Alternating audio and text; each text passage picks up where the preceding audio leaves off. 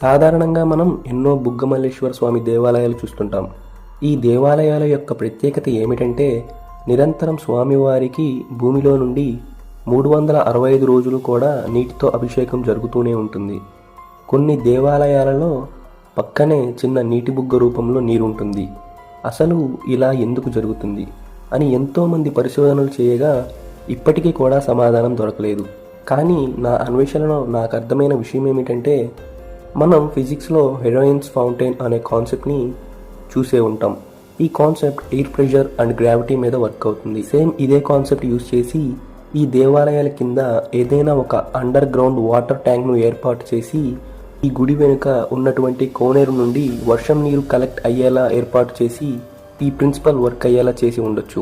దేవాలయాల్లో ఏ విషయాన్ని ఆశ్చర్యంతో చూడకుండా ఆ విషయానికి సైన్స్ ని జతపరిచి చూసినట్లయితే దేవాలయాల్లో దాగి ఉన్న చాలా ప్రశ్నలకు సమాధానం